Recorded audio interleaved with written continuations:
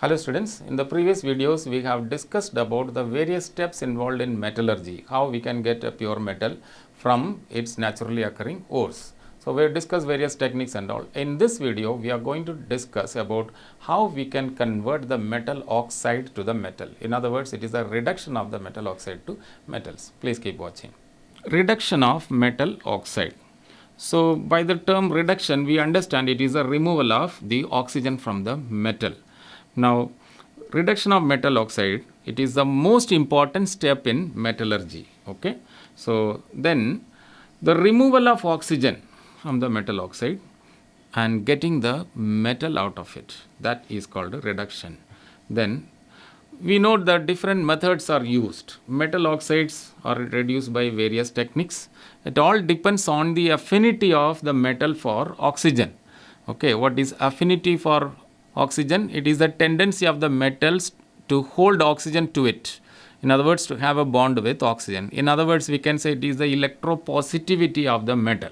Okay, right. Some metals are highly electropositive, so we can say that they have high affinity for oxygen. Some have low affinity for oxygen depending on electropositivity.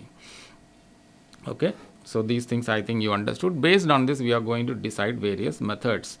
The thermal decomposition is one method where you heat the metal oxide, it will decompose to give metal and oxygen. Then heating with the reducing agent. In some cases, we have to use a reducing agent because the metal has stronger affinity for oxygen. It will not decompose on heating. Then we also have electrolytic reduction by using electrolytic techniques, because this is for highly electropositive metals, because they do not decompose even with the help of reducing agents. Okay, so let us see that slowly. So one after the other we are going to see. Now here we are going to see the metals on the basis of the activity series. Okay, so the most reactive metal is kept on top, and as we move down we can find there potassium, sodium, calcium, magnesium, aluminium, and then zinc, iron, lead, and copper. And below that comes the hydrogen. Okay, so we are discussing up to copper. So I would like to move backwards from here, but that is what is very easy to understand. We see the metals at the bottom of the series here. That is, we have copper here. Okay, and we have lead above that, and then we have iron, and then we have zinc. This way, if you move up, it is easy to understand here. So these are reduced by metal a reducing agent. Okay. Now still if you go down further, below hydrogen we have these metals called mercury, and then silver, platinum, and gold. The last ones at the bottom of the activity series we have platinum and gold. So we all know that platinum and gold are noble metals. They are called noble metals. Okay. Why are they called noble metals? Because they do not usually form compounds. So in nature you find platinum and gold as it is. You don't find them as their compounds. You don't find them in the form of oxide. They occur native. They exist as metals. Only impurities are present. What is present is only impurities. It is not in the form of compound. Occur native means as element. That means as platinum and as gold. Okay. So no need of any kind of reaction here except removing the impurities. The elements do not form oxides. Hence no reduction is required. This is about platinum and gold. Moving above, little above this, we have two metals here, mercury and silver. Mercury and silver are more reactive than platinum and gold. They are ornamental metals. They are used for making jewelry and all because they are not easily tarnished. They stay with their metallic luster. Okay. So oxides of these metals are not very stable. Means they decompose when heated. If you heat, they will decompose. So therefore, what is required here is just to heat the metal oxide. No other reducing agent or substance is required. Just heat it. Mercuric oxide, HgO. If you heat, what you get? You get mercury and oxygen. That's all. Just heat it. So 2HgO will give 2Hg and oxygen gas is evolved. So you get mercury as metal. So very easy. Then silver oxide, Ag2O, on heating will give silver and oxygen again. Okay, so do you balance this? 4 Ag and O2. Okay. So the silver metal is obtained just by heating the oxide of silver. So this method is called thermal decomposition. Heating the metal oxide to get the metal and oxygen, known as thermal decomposition. Okay. Now let us go further above in the activity series. The metals above this. What are they? We have metals here called zinc, iron, lead and copper. So these metals form quite stable oxides. The oxides of these metals are quite stable, means they don't decompose on heating. You heat it, no decomposition, so they still stay as oxide. So something better than this is required. So we use a suitable reducing agent. A reducing agent is a substance capable of removing oxygen from other substances. Here the metal oxide has oxygen in it. We put a reducing agent and heat. What will happen? The reducing agent will remove the oxygen. Example, zinc oxide can be heated with carbon.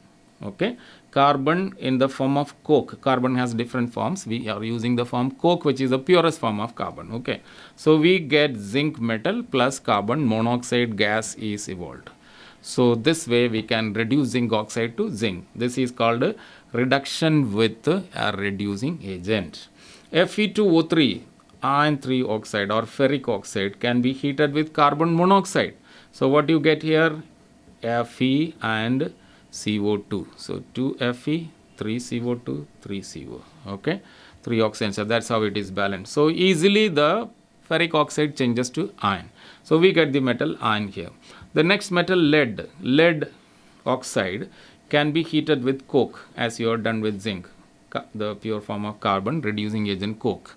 So what you get here? The metal Pb and CO, carbon monoxide. Okay, it's a gas, it is removed. Then the next metal, we have copper oxide, CuO. It can be easily reduced by heating with hydrogen. So Cu plus H2O is formed. Water vapor is produced. Okay, and metal copper is obtained. So this is the reduction technique for metals which are quite electropositive or which form stable metal oxide, zinc, iron, lead and copper in the activity series. Okay, hope you follow it. Let's move to further above in the activity series. Now we have metals above this which are highly electropositive. Potassium, sodium, calcium, magnesium, aluminum, they are called highly electropositive metals. Highly electropositive. They have a very high affinity for oxygen. So the oxygen cannot be removed easily. Conventional reducing agents. What are conventional reducing agents? Coke, carbon monoxide and hydrogen, which we have already discussed in the previous case. So these are conventional reducing. If you use these reducing agents, nothing will happen because the metals have stronger affinity for oxygen than these reducing agents. So the reducing agents will fail here. The metal oxide cannot be reduced. Okay, they have strong affinity for oxygen than the reducing agents. Note this point. Okay, therefore they are reduced by a further powerful technique called electrolysis. Electrolysis is the strongest technique here. Reduction of aluminium oxide is an example. Out of all these metals in class 10 we discuss about aluminium oxide. Okay, aluminium oxide can be reduced when heated to melting and current is passed. Electrolysis. Okay, we have 2Al 3 plus 3 positive charges on aluminium ion and 3 oxide ions are produced. O minus minus. Okay, I think got it. So we have the cation, that is positively charged ion, and anion. Okay, this is formed. Now what is the reaction at the cathode? Cathode is what? Cathode is the negative electrode.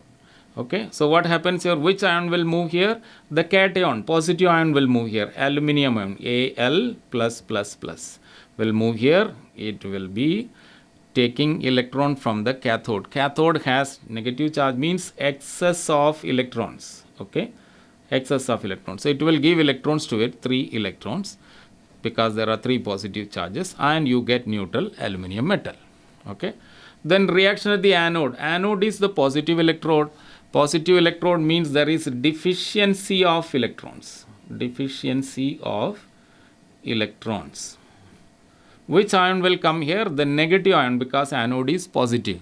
Positive charge will attract negative ion. Okay, so O minus minus will give a neutral oxygen atom and 2 electrons. It has got 2 electrons. Okay. So, this electron will go to the anode because anode has deficiency of electrons. So, this way we can understand that by electrolysis we can get the metal. Here we are getting the metal aluminum and oxygen is also produced.